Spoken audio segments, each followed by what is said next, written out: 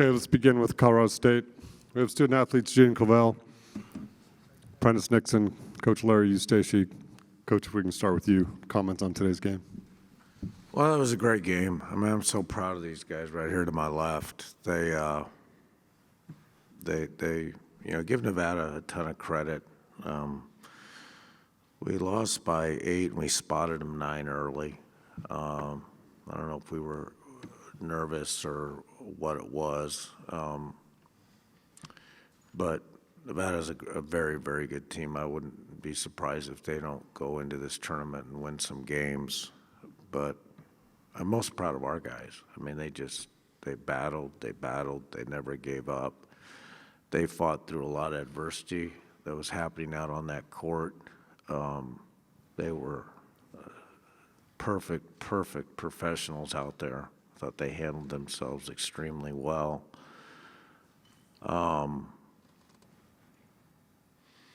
So I told them I've had NC2A tournament teams that I haven't had the joy or the respect I have for this group of guys and what they've been through, and we still have some more basketball to play. But give Nevada credit, they grabbed some balls that made the difference in the game. I thought our guys played through, again, a lot of adversity that was going on out there. Missed shots, some turnovers, frustration, not grabbing the ball. So this is a special group that I will always remember. And we don't. I can't speak for Gian or Emmanuel, but I don't think we want to stop playing. I think we want to keep this group together as long as we can. So I would assume we're in NIT, and we're anxious to see what happens there and how far we can advance. It's a special group. Thank you, Coach. Questions for the student athletes?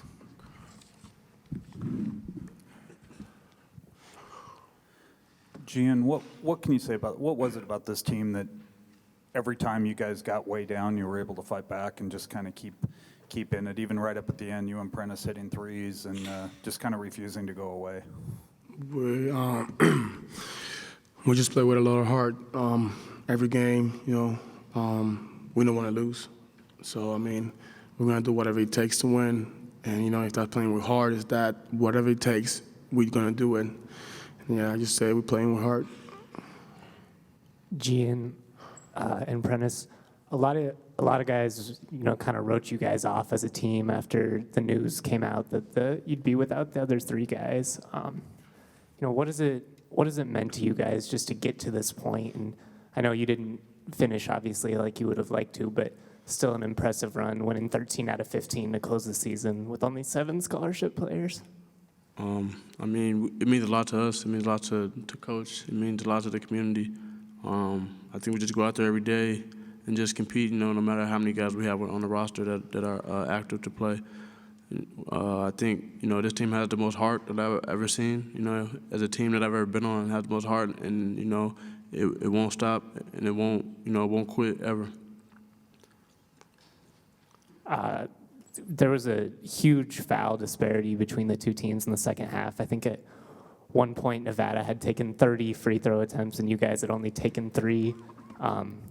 Is it hard to keep your composure in moments like that when you're constantly getting called for fouls? I mean, we just don't worry about that. We just worry about playing basketball and, playing the right way.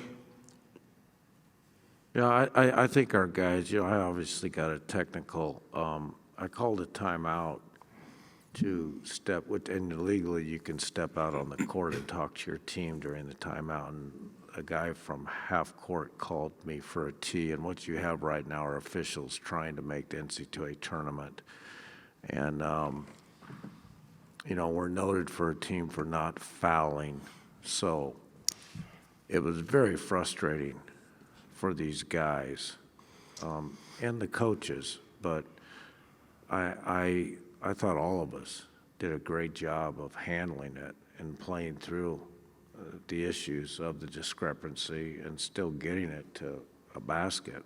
That most teams would have lost by 30 points, but these guys just played through it. We kept constantly talking about it in spite of all the things that are going wrong. You're not getting this, you're not getting that. Just stay with it, and that's what I'm talking about with just 2 seniors and all these young guys. They really handled it well, and it starts with me, and that's where I was disappointed with the technical because I wasn't.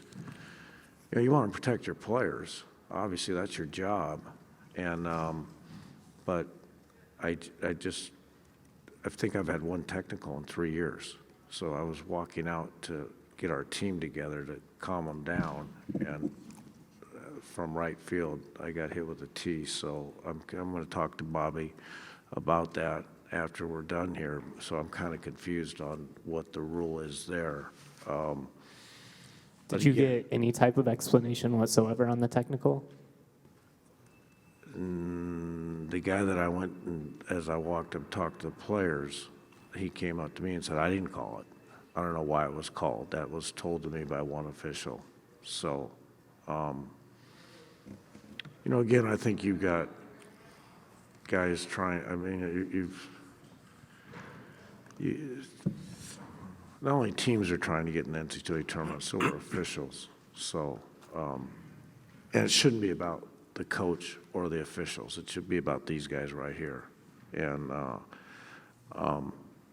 you know, we really stress not fouling, and I think we probably made more free throws than the others have attempted all year long. So it was kind of out of character to have, it was 30-3, you said. So, you know, that's not the reason why we lost. We're not blaming the officials by any means.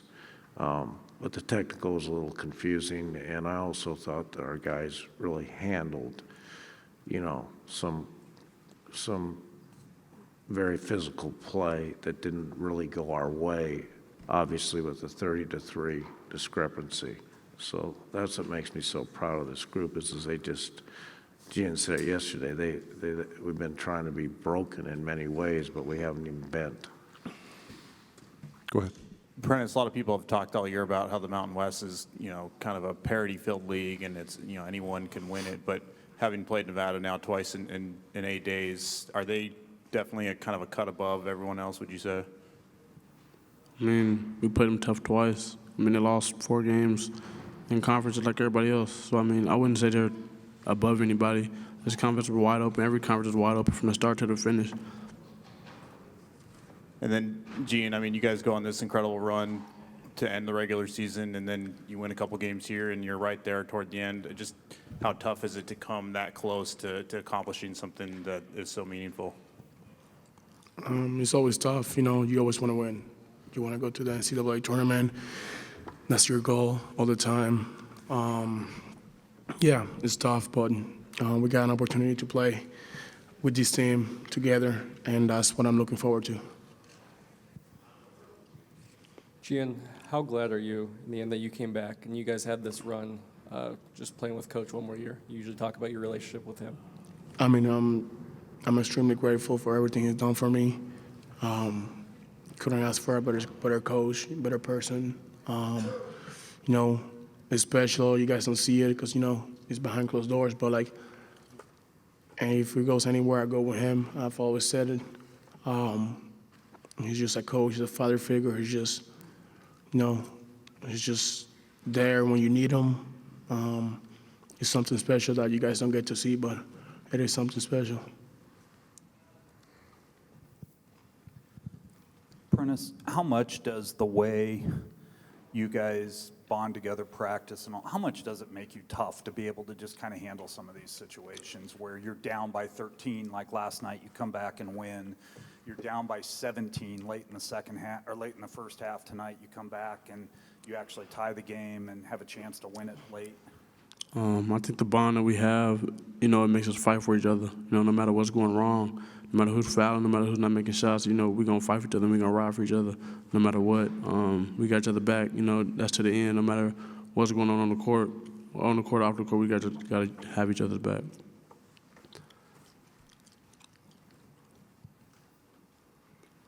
Other questions for our student athletes? Okay, we'll dismiss them at this time. Thank you, men.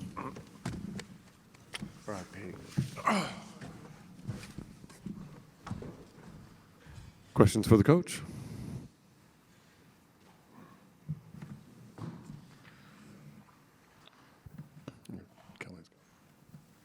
Larry?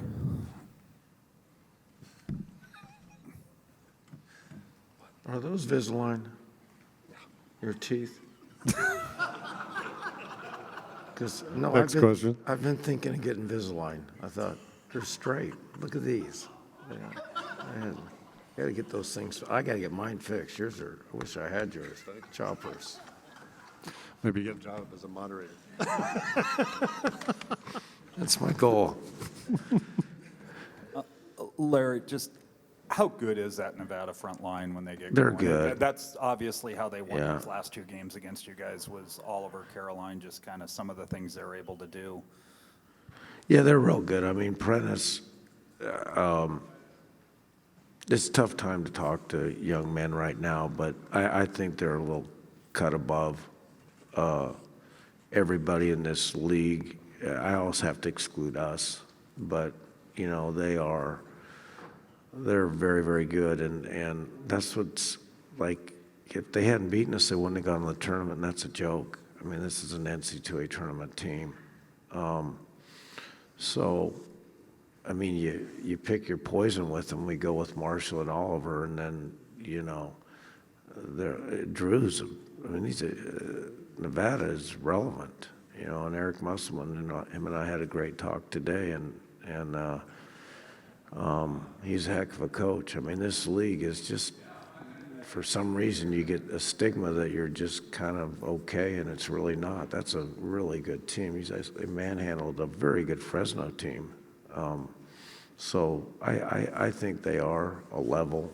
I mean, there's not a better coach in the league, him and Coach Fisher. I mean, I think Eric does a terrific job, and to blend, you know, guys from different schools that have been at different places. I mean, he's certainly, you know, he's my coach of the year, that's for sure. So give Nevada a ton of credit. And, you know, we had them, and we just couldn't get by them. But there's no disgrace in losing to them. Larry, you've been a National Coach of the Year, been to the Elite Eight. With all your accolades, I'm curious, does anything in your mind match what you did with this team this year?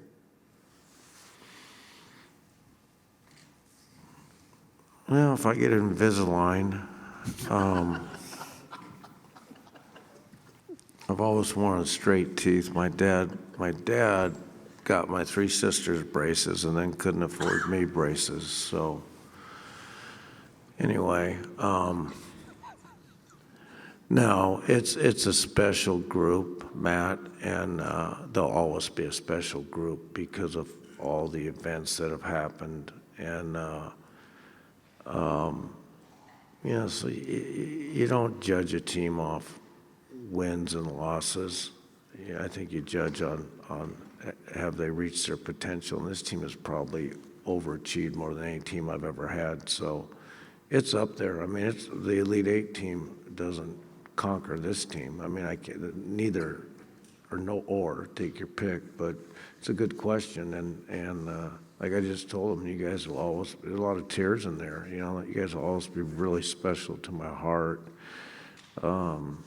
We've had each other's back, and I think we got some basketball left. I mean, last year's team was kind of burned out, you know, with Teal and Joe had blocked so many minutes for so long, and Emmanuel was hurt. But I think this team wants to play, so we'll see what happens. But it's a team that I'll always remember. You know, you don't have a net to cut down or what have you, but you have memories that you will never forget. Let's go here, and then we'll come over here.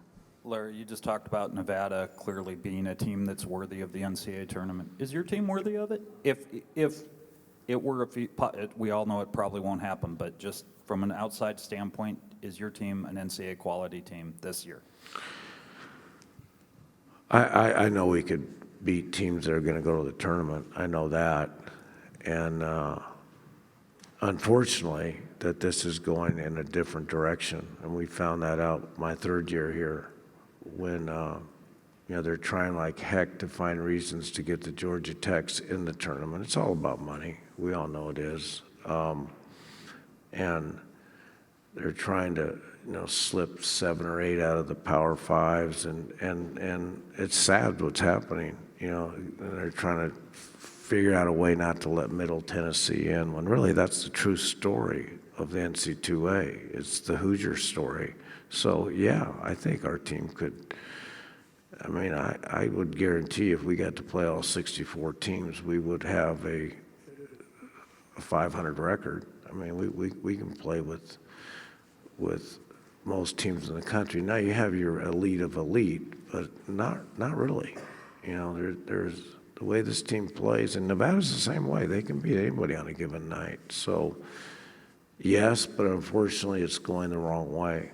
You're eliminating those great stories of Butler. Those things aren't. They're just not happening. What was the team that if they hadn't, the Andy Infield's team from Florida Gulf Coast, what is it? Well, I mean, they had to make 2 miraculous shots to win their conference tournament and then become the Dunk Brothers or whatever they called them, and they went to Sweet 16, and they threw some shots in it that wouldn't have even qualified them if they hadn't done it and then won the conference automatic bid. So, I don't know, maybe they should lengthen the tournament to 90-something, and you'd have some real Cinderella stories. But it's going the other way for some reason. It's like football. It's like everything else. But not Colorado State. Colorado State is relevant and very relevant. I mean, when you beat San Diego State 3 straight times and you make it to the championship, I mean, we have made our mark. We've won 110-something games in 5 years. I mean, I go into homes now, and it is a completely different response to when I first went in here and try to recruit guys. We can get involved with 4 or 5-star guys. We can get involved with most people in the country. So I've really accomplished what I set out to do and stormed the court the last 2 games. So we're on the rise, as is Reno, as is a lot of teams. This league's going to be very good with a lot of good young players. So I probably talked enough, and I've got a dentist appointment right now to go do. So, He has are a you question. are you driving? I'll drive. Okay. Coach, obviously the quick turnaround would have been difficult for any team to deal with that. You've had, of course, the short bench. What does that say about your team, that you're able to take it right down to the wire against a squad with the caliber of Nevada in this game? Yeah, you got to think, they watched our game until the 10-minute mark, so they kind of have the same quick turnaround. They only play 6 guys, so it was 2 similar programs going against each other. But, yeah, it's a great point. I was happy because, hell, I'm usually asleep. I mean, it was so late last night. But we really weren't that. It was. I'd rather have played at 3 than at 8 and waited all day again. So it says a lot for both teams. I thought it was a great game. Very exciting. I thought both teams played really hard. They both left it on the court. So it shows you how much these guys have in the tank. Because really, 13, 14 guys played, and probably 10 of them played the majority of the minutes. So it shows you what these young men are capable of. All right? We'll take one more question back there real quick. If we can get him a mic. Larry, what was that technical foul all about? And does Eric Curry have Invisalign too? Does what? Does Eric Curry have Invisalign also?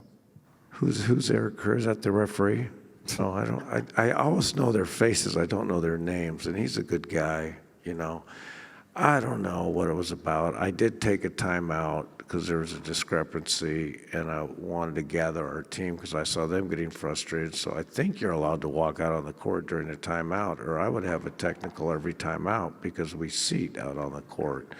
And so as I was talking to one of the refs, another guy not involved in the conversation teed me from half court. And I guess what I'm hearing is if the main man is watching these things right now, the main man that picks the guys that go to the tournament, you know, they're really being scrutinized right now, the officials, as they try to make their Final Four, the officials. So there's motives behind some things, but they're a good crew, good guys. You know, just didn't work out. But I want to make it clear that I probably hold the record for the most technicals of an active coach, but it's been inactive for a long time. I mean, the last 2 technicals I've had have been in the same conditions.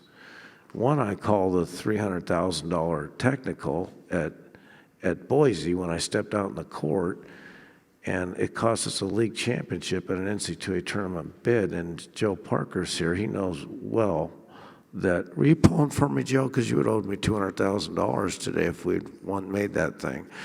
But I call it the $300,000 technical. I called a timeout, and it cost us the game. Luckily, this one didn't. And it cost us a league championship and an NCAA tournament bid. So I don't know. Bobby's in there, and we're going to talk to Bobby about it. But I'm just glad it didn't. If anything, I think it helped our team. I said, bail me out, guys. And they did once again. They tried real hard.